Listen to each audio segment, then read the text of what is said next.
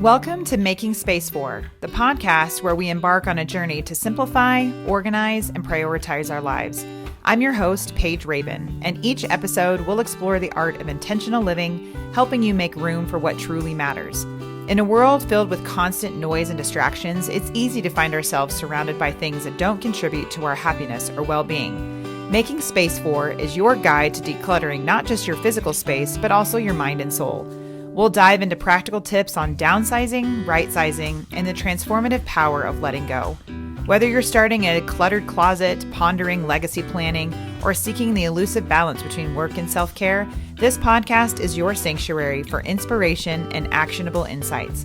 Join us as we feature experts, share personal stories, and explore the profound impact of intentional living. Together, we'll navigate the journey towards a simpler, more fulfilling life. One where you have more of what matters and less of what doesn't. So are you ready to make space for the life you've always wanted? Let's dive in. This is Making Space For. Well, before we dive into today's episode, a quick shout out to our flagship company, A Move Handled with Care. As Denver Metro's premier senior and specialty move management expert since 2007, we've mastered the art of downsizing, right-sizing, organizing, and every step in between. From packing and moving to unpacking and staging, our experienced staff represent all stages of life, offering a compassionate touch to what matters most to you. So, if you're looking to make a seamless transition while keeping what truly matters in focus, trust A Move Handled with Care. Visit us at amovehandledwithcare.com or on Facebook or LinkedIn to discover the difference. Let's continue making space for the life you deserve.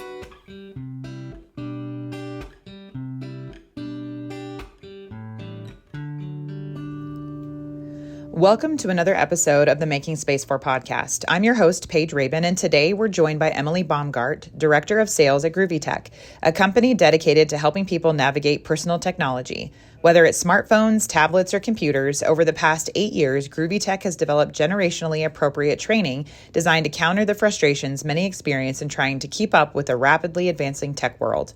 Their focus is on empowering individuals, especially older adults, through exploration and confidence building, ensuring they feel comfortable and capable in using technology to enhance their daily lives. We're excited to learn how GroovyTek's approach is transforming tech education and making a real difference for its clients. This is Making Space For Understanding Technology. Thanks for coming, Emily. Yeah, Thanks for joining us. For those of you who don't know, we co-office out of the Village Workspace in Centennial. So we see each other here and there in our office, but this is the first time we've been in our podcast studio together. So welcome. Yeah. Thanks for coming. Thank you for having me. I'm Absolutely. so excited. Yeah, GroovyTek is a really cool idea. And I know there's probably lots of things like it, but I think you guys are unique in the space that you serve. So tell us just a little bit about Emily. Like, who are you? How did you kind of get attached to GroovyTek and maybe in that tech space? Yeah. So I'm a Washington native, new to Denver. I got into tech because of my grandparents. I mean, that sounds like such a cliche answer, but my grandparents are older, but I know that they can benefit from the service, even like great aunts and my mom, which would kill me. She's in her 50s, but she could still use help. So I think just being able to serve other people, serve people who have, served me throughout my life, was the biggest. So do you have an interest in tech? Is that like something that you feel like you're kind of good at? Are you a techie at heart? I just like helping people, you know. I can get by technology wise, mainly for myself. So my level, I'm not super advanced. But our trainers are very good, very patient people. So they have, the wide range of tech with patience for helping people. Cool. So we're talking about GroovyTek. And for those who have never heard of it, don't know what it is, tell us kind of what is GroovyTek? So our main focus is helping, our demographic is anyone over 40. So people who didn't grow up with over tech. 40. That's me. Okay. So anyone who didn't grow up with technology. I had the opportunity in high school to use laptops for school. And then throughout college, I, had the pandemic. So I grew up around a lot of technology, so we're just trying to help, honestly, anyone who isn't a digital native is kind of like our now new term for I was it. to say, I think my generation is the last generation who grew up without, like, the internet came in when we were later in, high school. Cell phones kind of came in then too, so we are the last generation who grew up before this. And, I know that you serve primarily the senior population and really kind of helping them understand and navigate, anything basic all the way up to complexity.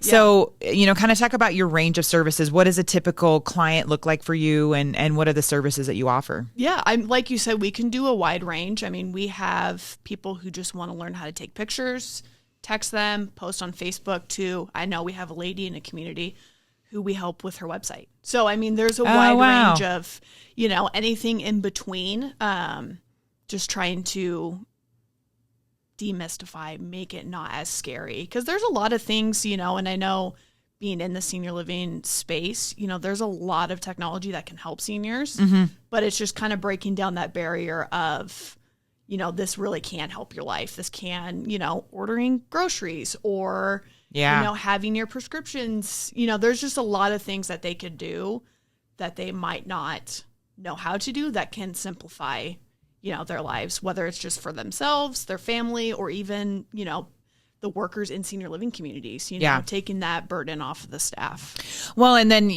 like you said, a lot of times family will purchase a really cool technology system. We come into contact with that a lot, where they bought mom a really cool, like, Google Home system, but she doesn't know how to use it. And so, we're good at, like, plugging it back in and making it functioning and connecting it maybe to your internet. But beyond that, there's nothing to help them utilize that. And so you guys come in and help them figure out how to use it, what are the apps, how does it operate, things like that. And we can really help them kind of navigate it at the level of where they're at. They don't have to use every single feature, but if they want to have reminders, like, we can set it up and help them understand what they want to know and what we can kind of tell that they can know, if that makes sense. What's the capacity of the thing, like, what can it do? I think that's the other thing. I mean, I have tons of technology that I don't even know half of what it does. And I know a lot of people, they're like, I have my daughter's coming and she bought me, this Kindle or, an Amazon Echo. Like, I need to set it up before they come visit me, or else they, I don't want them to get mad at me for not using it. But I mean, it's just also simple things like helping them connect their phones to Wi-Fi when they move into a community, or, just making sure everything with that transition is smooth. Because I think it's a misnomer and a move that there's, like, people who inherently know that, specifically in a senior living community, but they're maintenance people, they're sales people, the caregivers, like, that's not what they're there to do. I mean, you might get lucky and you may run into somebody who does, but that is not something that they inherently know how to set up. Like, there is internet, they tell you how to set it up, there is cable, but they don't tell you how to set your TV up.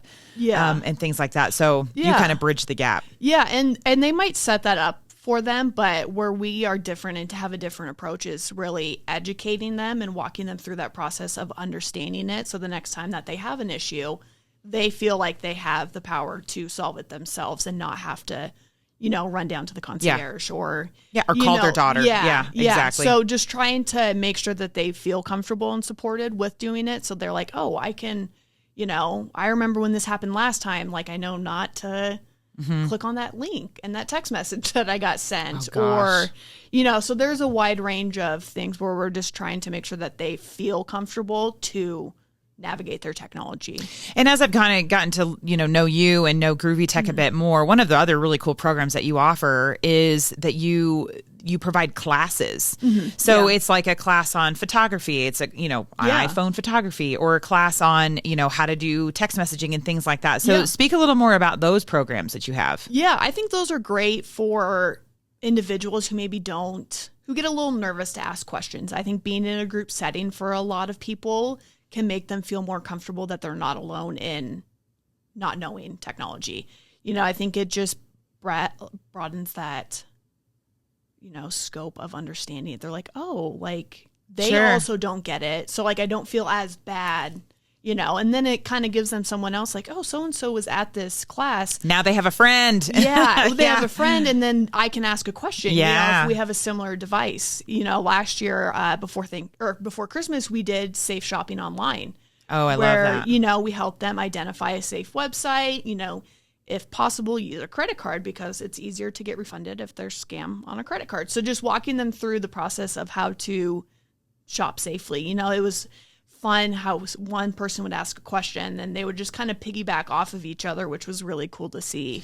That's interesting that you talk about that idea too of like cyber safety, if you will. Yeah. And I would think that's a service too for a lot of people. Yeah. And what does that look like? What are the things that you guys are seeing out there in the tech world that you're kind of, trying to get in front of like safety, especially for, our most vulnerable population of older adults, people with disabilities, whatever that might look like. What are those things that you're seeing? I mean, from my perspective and what I've heard from our trainers is, I think AI is super cool, but I think that it's a very smart, I don't even know if you call it a program, but it's a very smart platform, program, whatever, that can, change voices to make it sound like a grandkid, so I think there's just a lot of ways that they can trick people, which is really messed up. But I think just giving not only the residents, but also the staff to be able to, make scams knowledgeable. I mean, those tech scams,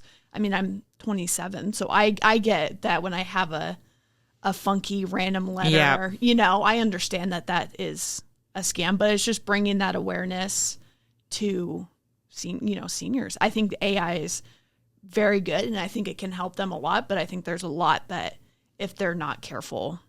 Are you teaching different like utilization of AI for seniors? I think that's so cool because I know there's a lot of people on the fence of whether they should use it, not use it, embrace it, not embrace it. Yeah. Do you see most people resistant to it or open to it? Because I will admit I was very resistant at the beginning. I was like, this is creepy. I don't understand it.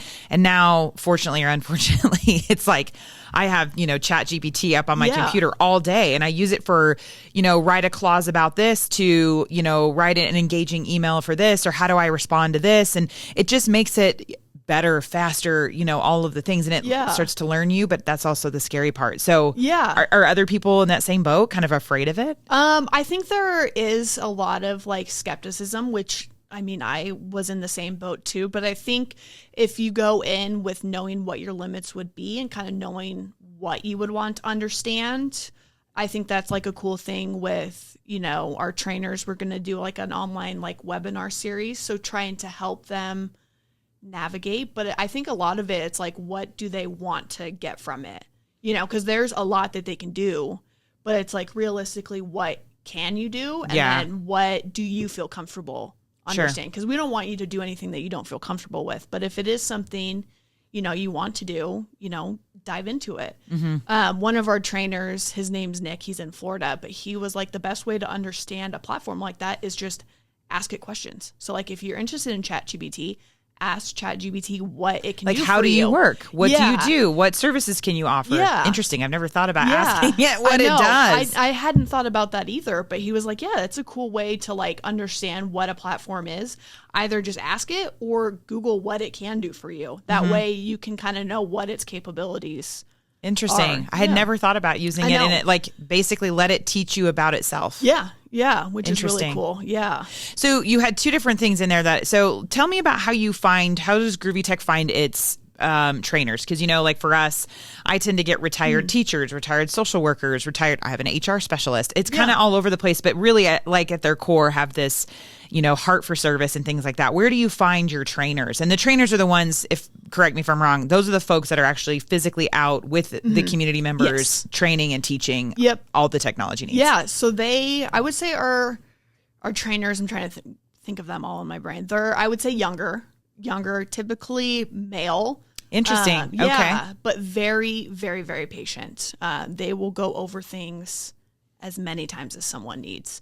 They're very, they have that knowledge of technology, but they also have the ability to, explain it in a way that someone who doesn't have the knowledge can understand it, which I think is just very unique. They go through personality tests as well to make sure that they have the, personality traits to go over something, multiple times without getting frustrated. Yes. Yeah. Well, I mean, people ask us all the time, like, how do you go through people's stuff? And I'm like, because I'm not emotionally attached to it. And it's the same thing. Like, you can sit down and try to teach your mom or your grandma how to use their iPhone, and you're like, oh my gosh. Yeah. And then you get somebody who, it's not their mom, it's not their grandma. And it's like, they have that ability to work through it and answer the question 100 times, maybe write down a note or two, or it's a different level when it's not your emotional attachment. Yes. Yeah. And, I think being able to have those notes. So we do take notes throughout our sessions for our clients. That way, they'll be like, oh, I don't remember. I remember Cameron taught me this, but I can't remember. So they can call up. We have a whole customer care team. So they can call up customer care. Our customer care team can see, and they're like, oh, you just do X, Y, Z. So they don't have to feel like they have to book another session. They have that support. Follow up. Yeah, which is, I think really nice. I like notes. I like being able to look back at. Me too. Things, and especially with technology. I mean, I just had a meeting with my CPA, and she was training me on how to do something in our books. Mm-hmm. And I was like, can we just record this this Zoom call, because I'm going to write notes, and then I'm not going to know what my notes say. And so it's like super helpful to like be able to go back, because technology is like, you click on this and you think you're going to remember, but if you don't do it every day, it doesn't become a habit. Yeah. It's like a muscle, and there's so much that people can do. Yeah. And being able to keep up with like grandkids, or there's some people who are still working, so being able to understand what they are still doing for work, I think that's a great point, because I do have some like semi-retirees and things in our employee base, and they really sometimes struggle with, we are very app heavy in our business. And there's really nobody to like help them, like, how do you navigate the app? So we, in our staff meetings have to kind of go over it. And for some, I'm sure they're looking at us like, why are you going over this? But it's like, if you don't use this every day, like I do, I'm scheduling and moving and this and that. Yeah. If you're not using it every day, you don't know how to navigate it, or how do I put in my time off, or how do I put in if I'm unavailable, or I mean, I hadn't considered people who are still working and how to navigate their apps and phones. And I mean, my God, I have an 11 and 13-year-old, good or bad, they both have a cell phone, and like watching them navigate their cell phone versus me. Yeah. But I feel like I'm okay in technology. It makes me feel, they're like, Mom, oh my gosh, like quit doing that. I guess you're not allowed to do full sentences in text messages anymore. You can't capitalize things. You can't put a period. Absolutely not. Like, I know. I guess it's ridiculous. Yeah. I finally grew up and have the auto capitalization back on my text messages, because I had it off for so long. But it is interesting, like with my mom, I mean, she's younger. I mean, I would say she's a younger mom. And she just started a new job, and she's like, hey, how do I like do this? And so, and I think with this job, I think maybe pre doing this, I probably would have had less patience, but now I'm like, okay, like I have an understanding of this technology that she doesn't have. So I need to have that, like, grace with, this is her first, I mean, honestly, this is probably her first time really navigating technology in this space. Yeah. Mm-hmm. And so it's scary. But being able to like have that support, I think it helps people blossom. And I mean, it's anything like using anything, like there's a new platform, there's a new something, like you have to sign up for this app and that app, and they're daunting, and you don't know how to navigate them. And so like, for me, like there's some that you just don't engage with, because you don't even know what to do with them. Yeah. I mean, that was me with AI for the longest time. Yes. I was very I was super anti. My husband, just for like, oh gosh, years, he was like, you need to start using it. You need to start using it. You can utilize it for your business and this and that. Like, get information, do some research. What is happening in the market? I mean, our market of move managers, there isn't really like industry standard sometimes. So, okay, what is our industry standard? Kinda like give it some information so that it can go look and compare. It's been super helpful. Like, just figuring out even the Denver market, like, are we good? Are we not good? And so it has so many, but I love what you said before, and I'm definitely going to use that of asking it questions, like to help me prompt it. Yeah. Well, and how you can better utilize it. Yes. I know another thing that I was very, it was wild to me was TikTok. Oh God, I'm still not in it. I'm an old lady. I can't with TikTok. I think there's good parts and there's bad parts, just like with everything else. But I think there's a lot of cool things that you can learn from it, like recipes. My like cooking recipe has like expanded so much because of it.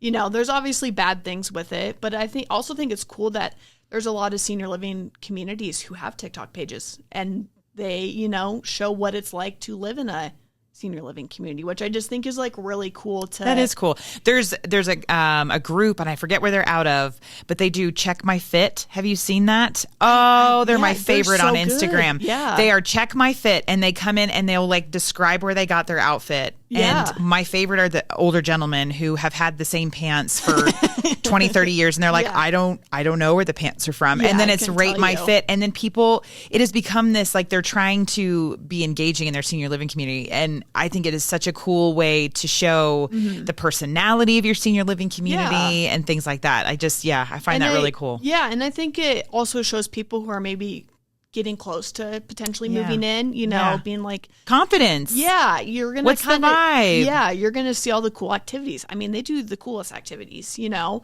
There's a community down in Colorado Springs that I follow. They are awesome. I mean, I can't remember their name right now, but I mean, I think they have like 200,000 followers.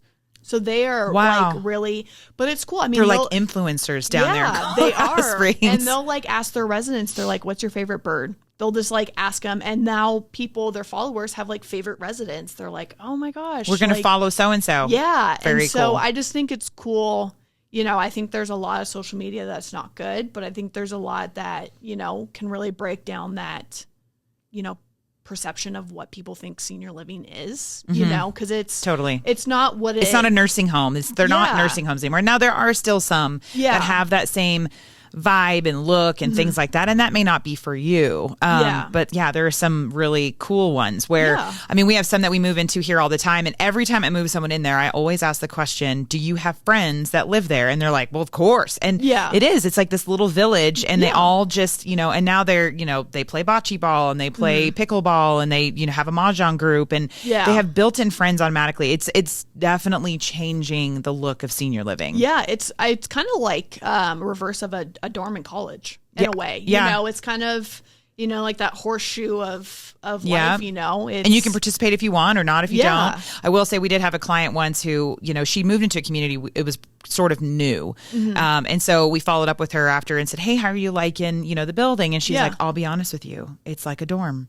And she was like, and I don't like people in my business. And so she was like, if you're coming and going, people are like, where are you going? And she's like, it's none of your business. So there is definitely that piece of it. But, you know, we were talking a little bit about young kids and stuff. And so like for listeners that maybe, you know, well, we all have aging parents at this point, it seems, or we are the person aging and thinking about senior living. What about people like maybe in my generation who are raising these kiddos and things like that? Like, do you guys help with, you know, teaching the pros and cons, to your point, of TikTok or Instagram? Like, there's the new teen Instagrams. I am just kind of like, okay, put your phone away. Like, I don't even want to, like, I'm a little afraid, if I'm honest. So what are you seeing with like my generation of kids or people raising kids, and recommendations and teaching and things like that for safety, security? What are you seeing? I mean, as a younger person who my parents wouldn't let me get a phone until I was 16. So that was their hard and fast. Even though my parents were divorced, they were like, you're not going to get a phone till you're 16, you know, when you start driving. And social media was one thing that they were kind of against. I think it is interesting with like the family influencers in social media. I think kind of getting older, I have a stepson, he's 4.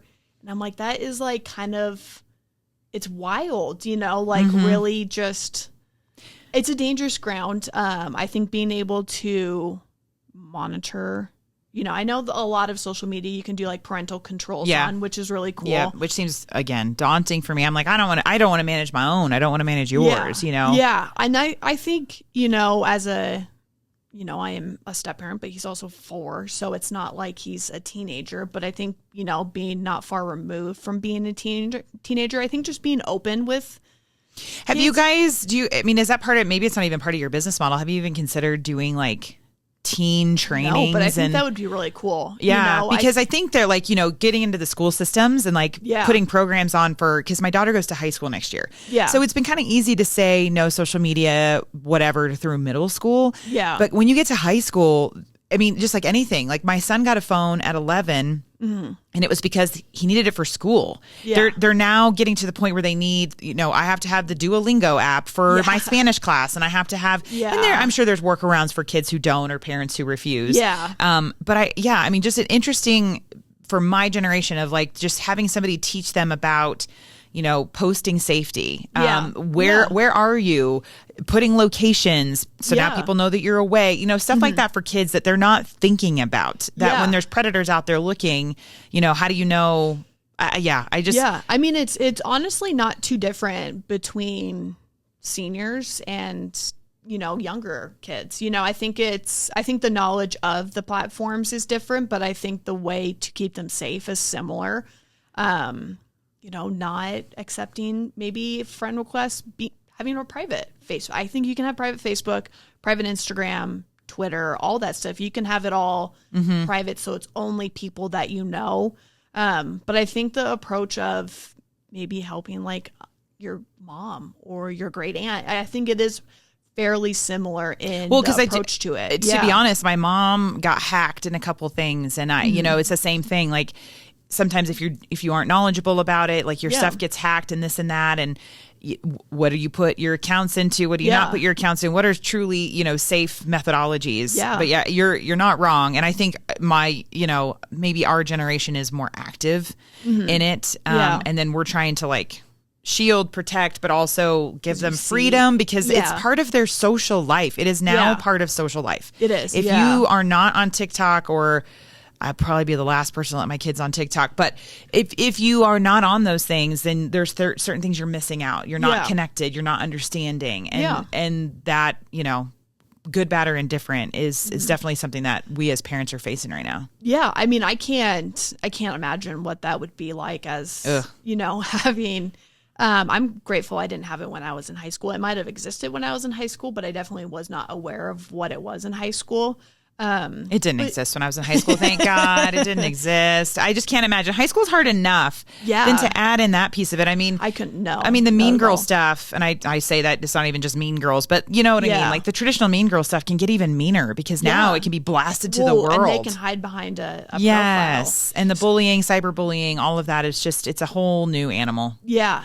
It is tough. But I think, that is an interesting question. I've never been asked how to help kids, but thinking about it, I think it is very similar to and giving them the knowledge again. Like if you don't know how to use AI, go research how to use AI. Same thing. If you don't know how to use Instagram, and your teacher is your friend over here who also doesn't know, it's the blind leading the blind. And so the more education, and I think parents, maybe I'm on to something for you guys. I think so. Some training programs for kids, because once they understand the ins and outs of the platform, they can utilize it better. Yeah. I mean, it's not as scary. Yeah, and even for, I mean, this might sound weird, but like a job, some kids could turn their hobbies, if some kids are really into photography or they want to get into podcasting or sports, I think being able to potentially like monetize your hobby, through social media, but doing it in a safe way where,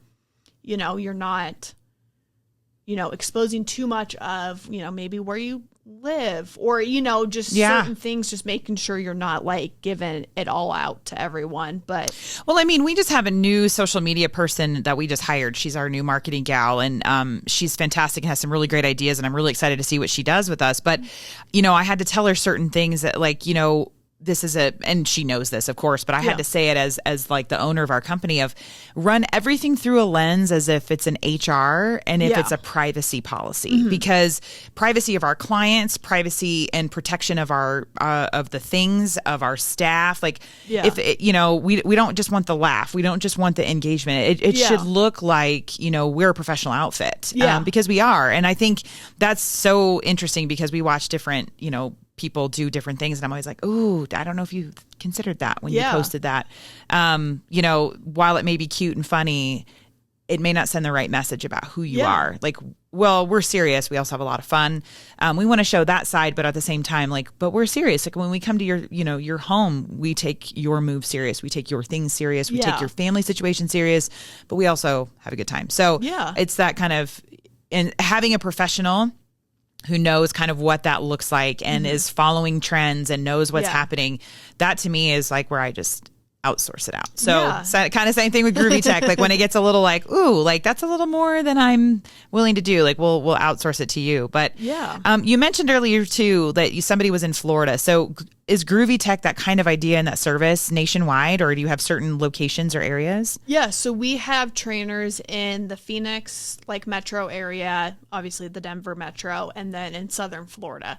So You hit the hotbeds. Yeah, I know. And then we can do remote sessions. Okay. So if anyone feels comfortable, navigating remotely with, technology, and getting that support over the phone, so we can do that as well. Interesting. Yeah. People we are ask in us all the hotbeds. time if we do virtual consultations, and I would love to tell you that we do more than we do. Yeah. But I think the fear of technology and how to use it and what to do, and it limits access. It limits Yeah. how quickly we can get out to them. It limits a lot of things. And so Yeah, we'll it ask, really can we does. do a virtual consultation? And they're always like, Yeah. So I don't know. Maybe I'll pick your brain and maybe we can make an educational video of if Yeah. we did want to, here's a quick 5-minute, here's how you're going to do your virtual walkthrough. And this is how you use your platform and you do it. And we record it and move on. Cause I think that education piece, that is it. Yeah. It's too scary because we don't know how to use it. Yeah, But and if you we do, not have a good outlet to be like, hey, I have this information, but I don't know how to process it. Who's someone that I can yeah. go to that I'm not, bugging my grandson, Yep, for the exactly. 20th time this month on something, so I think it's being able to help people stay in the know, but not bother people. I think a cool thing is, if a grandma wants to get on TikTok to see what their kids are, that Yeah. way they can engage and follow have- what they're doing and Yeah. see the sports and see the, see the Trends. milestones and Yeah. and what's going on with their kids. Yeah. I think, and grandkids, I think that is super cool. Yeah, and with Facebook, I know there's one, I think something that's cool is sharing Facebook memories of your residents with everyone else. Being able to just show all of those memories that people have and, highlight their residents and then be able to post it on social media so their kids or grandkids can stay connected. So I think there's a lot of ways that seniors can stay connected with their grandkids, and there's a lot of ways that grandkids can stay connected with their grandparents. Yeah. So I think there's just a lot, and I feel like they are very similar, so being able to Yeah. kind of, if there's a way to group them together and, that knowledge base, I think it would be very cool. And I think it is kind of fun with the intergenerational kind of dynamic between our trainers and our clients. It is typically people, I would say, between the lower 20s to mid 30s that are our trainers. And so it's kind of that cool mix of, it is kind of like their grandkids, but it's not their grandkids, Yeah. So which I think is really fun to have that dynamic. And I think that's also, just a side note. I grew up around people with disabilities and older adults my whole childhood. And it debunked the myth that it's scary to age, that there's something bad about it. It made it so much more approachable for me. Yeah. And not to, I have a bit bias, obviously, but I think that people are missing out on the older adults because they're missing the stories and the cool things that they have done. Yeah. And sometimes it is, oh, well, grandma doesn't know how to use her, her phone. How annoying. Yeah. So I'm not going to engage with her. Instead of how can I engage and how can we get her to be able to feel confident to engage? Yeah, that's an interesting point. I only have one living grandparent now at this point, but he has dementia. So it's so my grandparents, 4 out of the 5 of them died before my junior year of high school. So I really haven't had, a lot of grandparent interaction, but my grandpa that's, still alive. He's got dementia. He's, still there, but it's cool to be able to engage with him, on FaceTime with my mom. He lives with my mom, so I'll FaceTime my mom and, I'll be able to talk to my grandpa and he'll look, and you can tell he's confused, how the heck am I looking Talking at to you? her, yeah. But I think it's cool that, I kind of took the perspective of if my grandma, who died my freshman year of high school, I'm like, oh, my grandma would love this. There's so many things where I'm like, she would be obsessed with this if she was still alive. I feel like a great TikTok for GroovyTek would be to watch people, you just made me think of it, like watch people have a FaceTime conversation with their loved ones who are older adults, because the camera's never in the right spot. They don't know how to flip it around. Forward. Like they like, here, look at this. And they take their phone and they go like this, and they're trying, and you're like, no, just turn the camera so that you can see what it, and oh my gosh, like the laughs that I know my family have. There's a commercial for you right there. Like, do you want to learn how to FaceTime? Yeah. Because it is also stuff that like my kids die laughing about. Like every time they're like, oh Lord, we're going to call Nana. And like, like they have a good laugh about it. Because it's always the wrong direction or whatever the case may be. And it's just, and again, I don't want to take that away from it, because that is part of like the fun of and the love of it. But I think, just making people feel confident in the use of their stuff. Yeah. And I also like not making people feel ashamed. I mean, it's like second nature for me. So when my mom will FaceTime me, I've been throwing her kind of under the bus a little bit today, but there's times where she's like, how do I do this? I'm like, and I know, because it's like, you use it all the time. Yeah, I'm like, just click on your screen, hit that little button down there, and it will like flip it. Or like sharing the screen and be able to like show me something on her phone. Yeah. So I think just like being able to dumb it, like being in the steps, like if you are someone who's like, my mom is struggling a lot with this, being able to take a step back and be like, okay, she didn't grow up with this. This is very new, and just have that. And it can get frustrating, but have that patience of, helping them. Yeah. Because there's stuff that they, as a mother, I'm sure that you probably spend a lot of time talking about with your kids, and going over things and all the patience of being a parent. So kind of like flipping that role of, okay, they didn't grow up with this. It's just... It's not second nature. Yeah. Like our kids, they will never know life without it. Yeah. Like they'll never know life without the internet and without, I was having that conversation with my kids the other day. I'm like, do you realize that like when we were kids and we wanted to watch our show, you had to wait for the day it was on and the channel it was on and the time it was on. You didn't have an opportunity. They're like, well, what happens if you had something else going on? I'm like, then you taped it. Yeah. And they were like, huh? Yeah. And I'm like, no, there was no on demand. Like that's not how not how it works. Or Netflix was like a CD. Even when I was younger, my dad would order. I just saw, did you see the red boxes or like gone? Well, they're putting signs until they can take the kiosk down that say like this has been discontinued. And I've seen all kinds of memes like, best. I know. I'm like, well, that's over. I don't even have a DVD player in our house. Yeah, like, I think we do in a drawer, but we don't use it. I don't even have one. And I'm like, nobody has that anymore. So and the rate at which it's changing is it's so fast. And that's like another thing is stuff changes. I mean, there's residents that we see that they have like an iPhone 8. Yeah. Which is a dinosaur at this point. Yeah. And they want to get like Uber and their phone's too old to get Uber, and that's like another thing that we can help people with if they are wanting to upgrade any form of technology. We can help them get stuff that fits what they need. Yes. Not more than they need, not less than they need, exactly just what they need. Yeah. Because there's, a lot of people, they want stuff, they just don't know what to get. And they don't want to get too much where they're like, oh, I use this just for my emails. It's like, okay, you probably don't need a MacBook if you're just needing emails, or you could just use your phone, but, there's a lot of things that we can help them with to kind of navigate that. And it is interesting. There's a lot of, I think the trend of being able to navigate technology will be an interesting kind of criteria for how someone's cognition is developing.